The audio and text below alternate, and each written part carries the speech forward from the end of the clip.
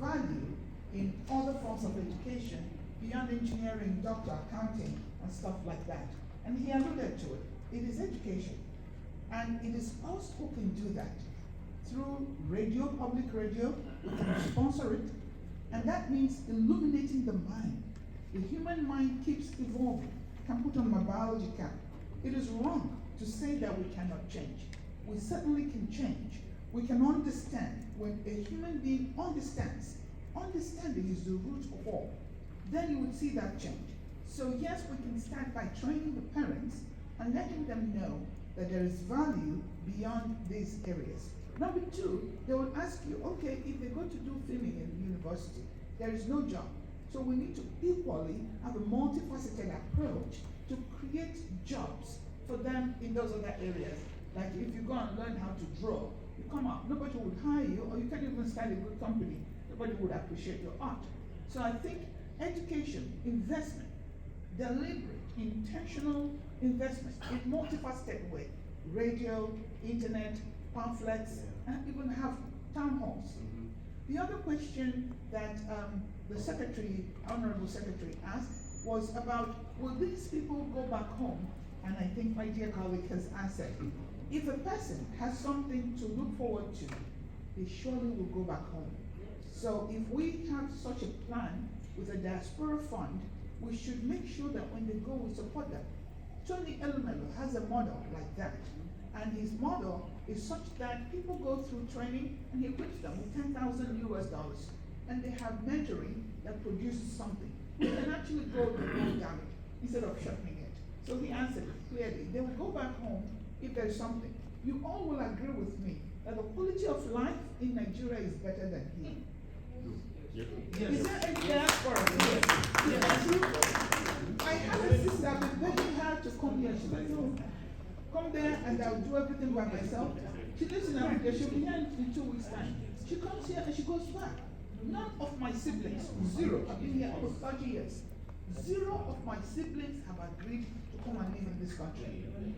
I could file for them. They have degrees, very high. Do you know why? Quality of life, people value you more. You'll be there for your aunties and uncles. You come here, your children don't know anybody. They are streamlined before they know it, they begin to act like the people that they met. So, if we make Nigeria good, it is good for all of us. Yes. About youth, I think I have addressed that. It is important to address this matter from all angles. We have to go from the grassroots, the youngest ones, to the primary school, because we can't forget those ones and abandon them. The people who have gone to university or dropped out, or who hold the certificate that they know nothing about. This is not a joke. I wanted to hire an accountant for my company in Nigeria. And this boy, during the interview, told me that he can count very well. I asked him, what software do you use? He didn't understand. He said, what do I mean? I said, can you use it in Excel?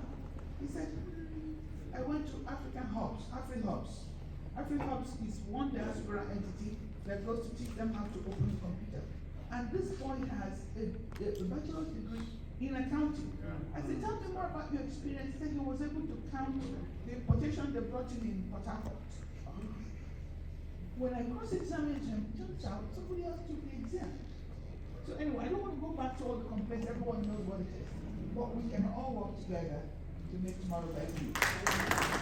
Can we give a round of applause? Without vision, Bible says, people perish, right? So that is a big factor. But you see, are you aware of many people who have many visions? Is there anything else that will not kill the vision? Because there are good visions. There are visions, people who have been to Nigeria, people try to invest everything to be able to change things if the government is not doing well or all of that stuff. But the visions were being thwarted by some concerned authorities of some nefarious factors in and out. Okay, so how do we I mean, I have a vision and then I have a crowd. You know, I don't want to mention names. There are folks out there that have vision, they have crowd, huge crowd, and a good vision to change things, but they are thwarted. And the authorities are saying something different from the reality from what we all see as a conclusion. So thank you. Thank you. Hello everyone, my name is Dr. Esiobu from California. I'm so glad to be here, hearing every one of you. I enjoy and like what everybody said. However, I do have a question. I understand we parents, we want our children to be medical doctors, scientists, or something that is, reasonable. But we have not, the problem is not the children, it is we, the parents, okay? We want them to be this. But how do we change our parents' mind or our mindset, to identify what is best for the child, what is his or her talent? Then how can we help the parents and say, you know what, being a doctor is not the solution. This is what the child likes. This is his talent or her talent. How can we help that parent to see that is a problem? Because it's not the children, it is the parents. So the issue is, how are we going to take this to Nigeria?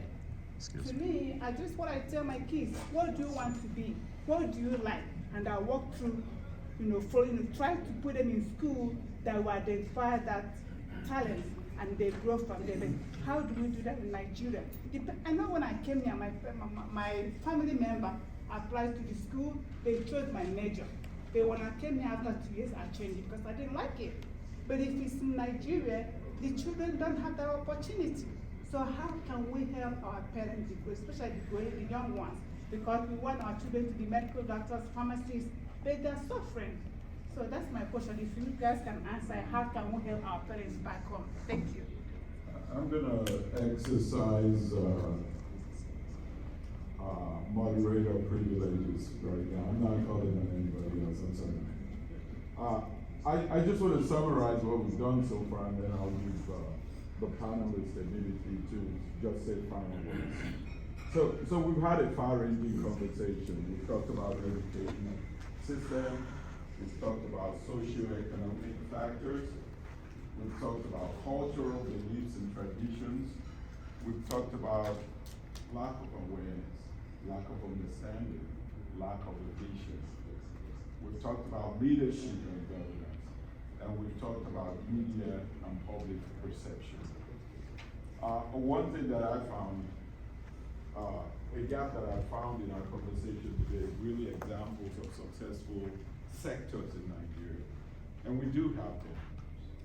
So if you think about music and movie, someone talked about the power of youth.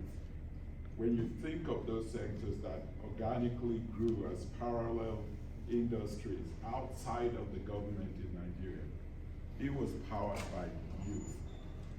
And the main thing about youth is a fearlessness. The youth feel invincible. So they took that fearless mindset and they put it in something. Most people don't know this, but private equity is a growing area in Nigeria. But it's private equity focused on technology and focused on innovations around that, banking, fintech, all of that.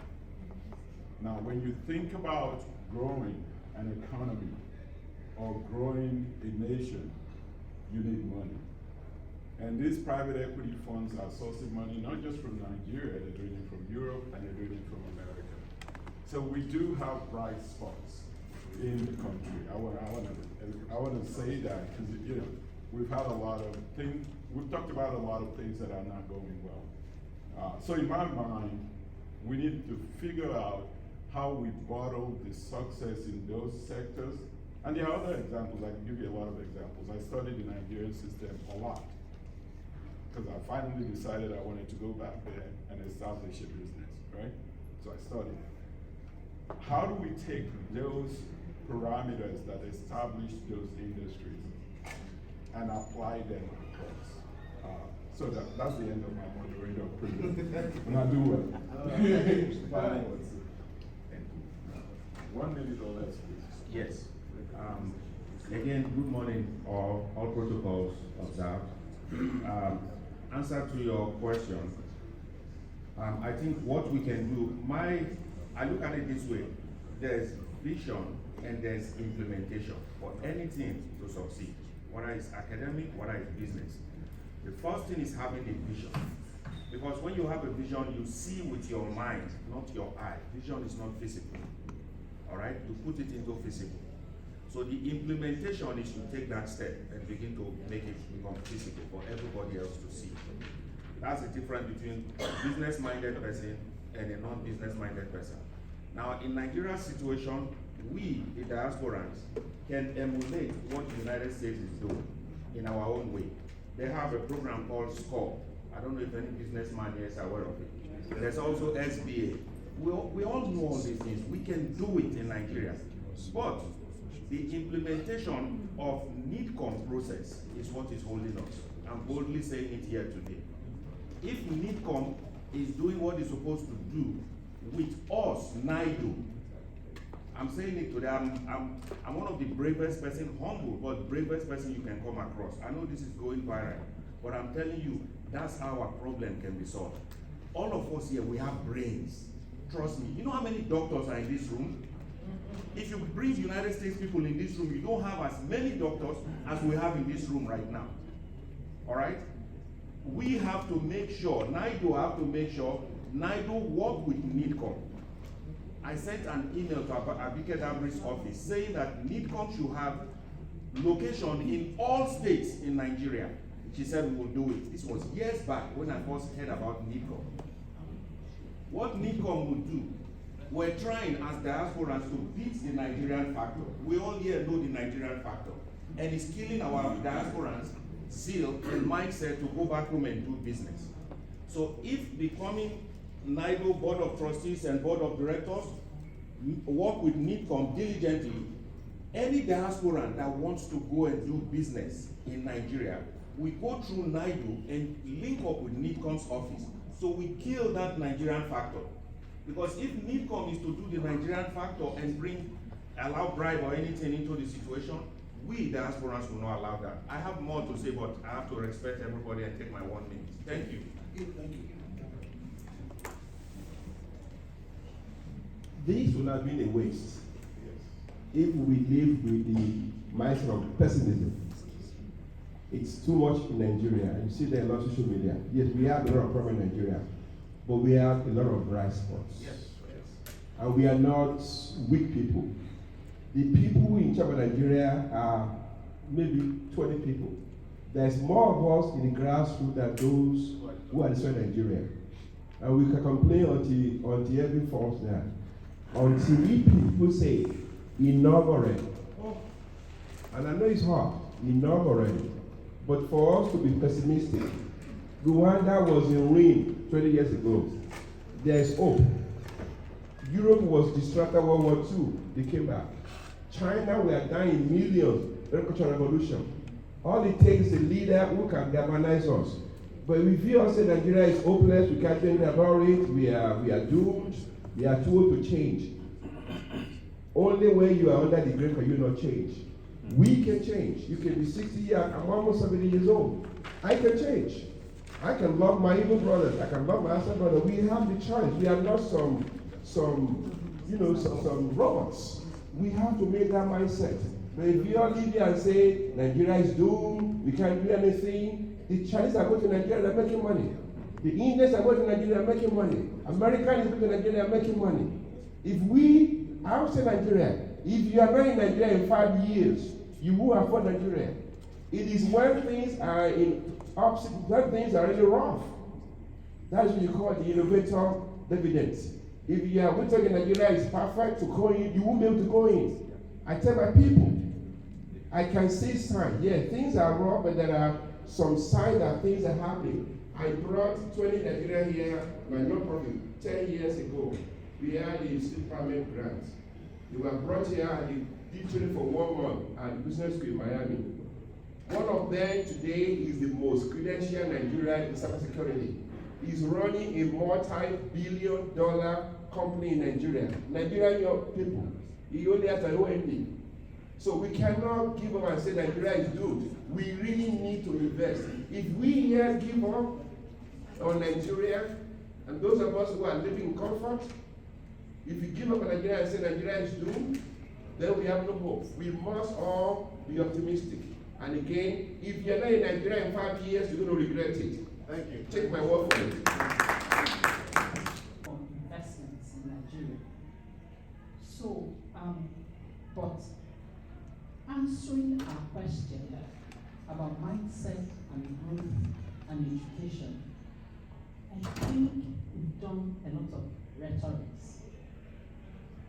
Professor Esiobu, as far as I'm concerned, in management science, execution is one of the most important factors, and that is an area of management that has an issue.